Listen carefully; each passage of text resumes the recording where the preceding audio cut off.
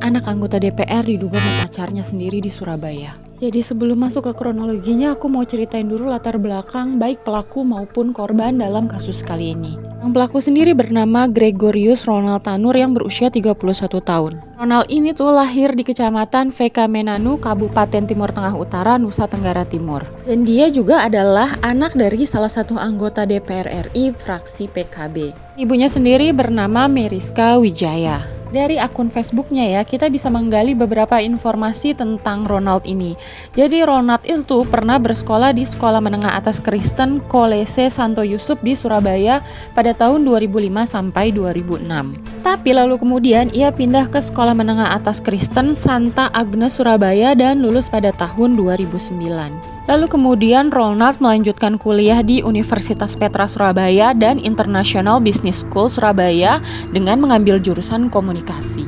Itu pun Ronald juga pernah menempuh pendidikan di Holmes Institute Melbourne di Australia dan lulus pada tahun 2016.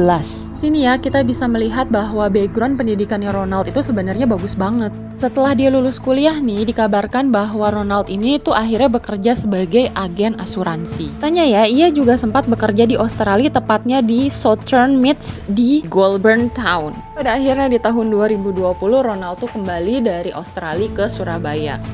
Nah, selama dia tinggal di Surabaya nih, nggak ada yang tahu apa pekerjaan dia sebenarnya.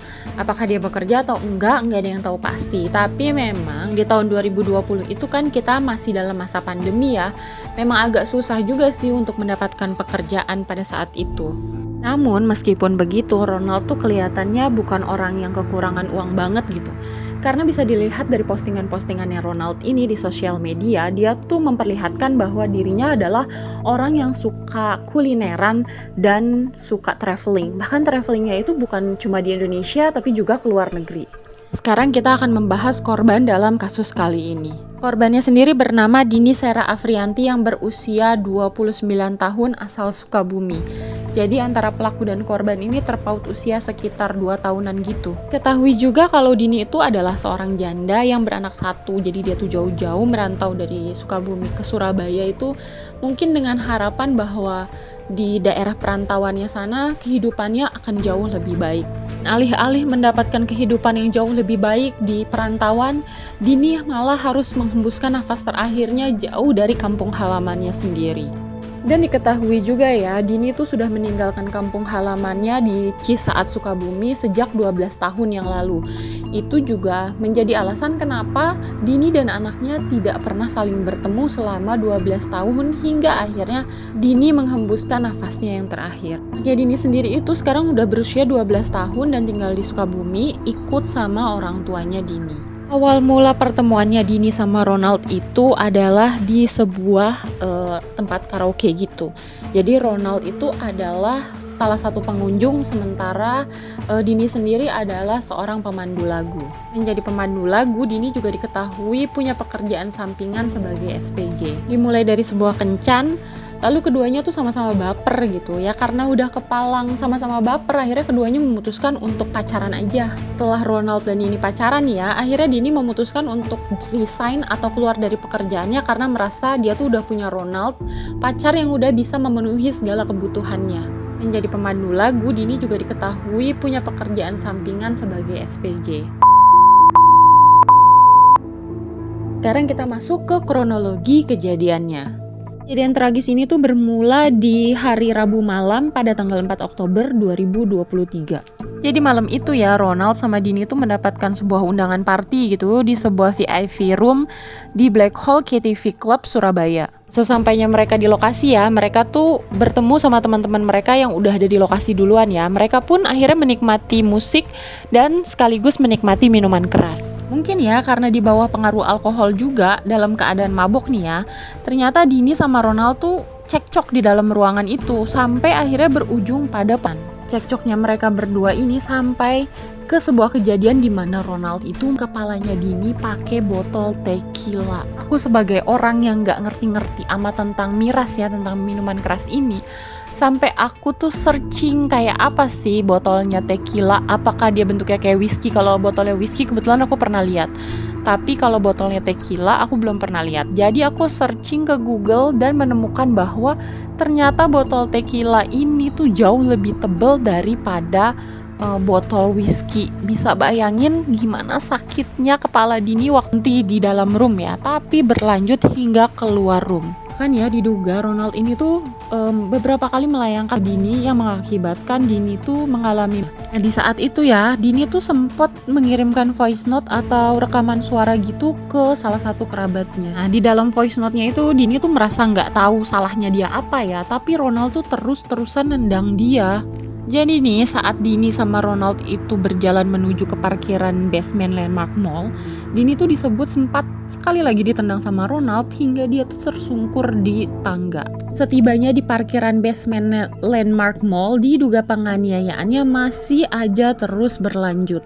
Jadi setelah itu ya Ronald tuh dipercaya balik lagi ke ruang VIP Black Hall KTV untuk beberapa saat. Jadi Ronald itu kembali ke sana tuh untuk minta rekaman CCTV kepada pihak security. Alasannya karena dia itu butuh rekaman CCTV itu sebagai barang bukti kepada pihak polisi dan melakukan pelaporan atas tindakan kekerasan yang dilakukan oleh pacarnya yaitu Dini. Padahal yang terjadi adalah Ronald sendiri yang melakukan kekerasan kepada Dini, tapi dia play victim. Ngaco banget sih emang si Ronald ini. Sementara nih Dini yang ditinggalin sama Ronald nih tetap nungguin Ronald di basement Landmark Mall itu. Entah karena masih mabuk atau mungkin kepalanya masih sakit karena kan tadi Dini tuh dipukul ya pakai botol tequila kan sama Ronald.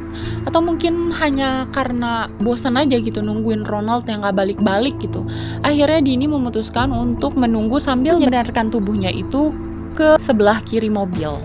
Dan Ronald nih yang kembali lagi nih ke basement Landmark Mall di mana mobilnya diparkir, dia tuh langsung masuk aja ke dalam mobilnya, menyalakan mobilnya dan terus langsung aja jalan gitu. Nah Dini tuh yang posisinya nggak siap ya karena dia kan bersandar di mobilnya nih, terus mobilnya tiba-tiba tuh jalan aja gitu. Tentu aja Dini tuh kayak nggak bisa jaga keseimbangannya ya, dia tuh akhirnya terjatuh ke bawah mobil dan tubuhnya tuh tergilas ban belakang mobilnya Ronald. Dan bahkan tubuhnya Dini tuh sempat terseret kurang lebih 5 meter gitu. Kalau memang Ronald tidak menyadari bahwa ada Dini di situ, apa iya dia nggak berasa mobilnya aneh gitu, nyangkut sesuatu sejauh 5 meter. Dan ini tuh dilihat sama security yang berjaga di basement Landmark Mall ini ya. Dan security ini yang menghentikan Ronald gitu, ngasih tahu kalau ada orang yang nyangkut tuh di bawah mobilnya dan keseret selama atau sejauh 5 meter. Ronald nih yang dijegat sama security ini tuh, terus dia tuh kayak apa? Kenapa pak? Gitu loh, kayak seolah-olah nggak tahu, seolah-olah tuh nggak ngerasa ada yang aneh sama mobilnya gitu. Sampai dikasih tahu sama security-nya kalau bapak itu ada orang di bawah mobil bapak keseret sejak tadi gitu. Terus di situ baru yang Ronald, oh iya kah? Akhirnya kan ya mau nggak mau nih Ronald tuh turun dari mobilnya dan melihat korban ya. Terus waktu ditanya nih sama security, bapak kenal nggak sama korban ini?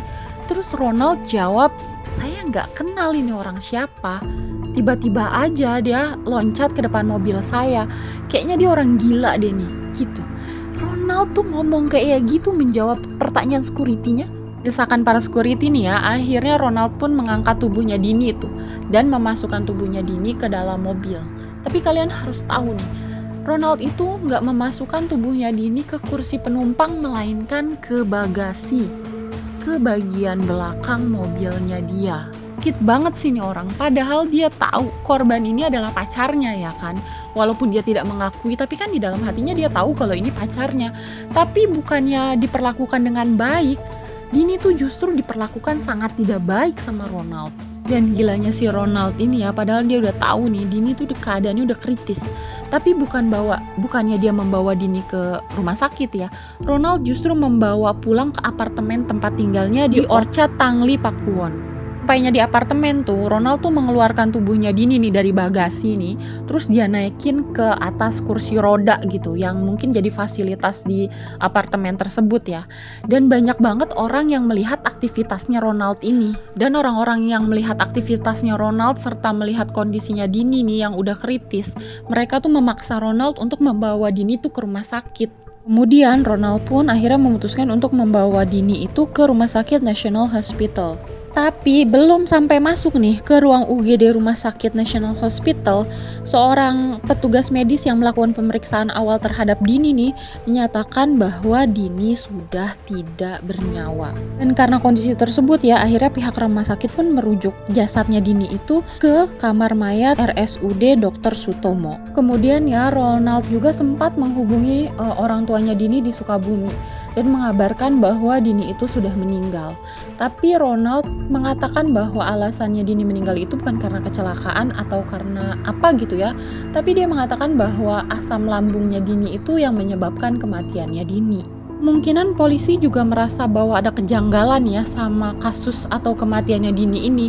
Makanya polisi itu pun melakukan sebuah investigasi terhadap kematiannya Dini. Dan akhirnya pihak kepolisian itu memeriksa setiap rekaman CCTV yang ada di sekitaran tempat kejadian perkara. Lalu dari rekaman CCTV tersebut, akhirnya polisi bisa dengan sangat yakin menyatakan bahwa pembunuh atau yang mengakibatkan kematiannya Dini ini adalah pacarnya sendiri, yaitu Ronald.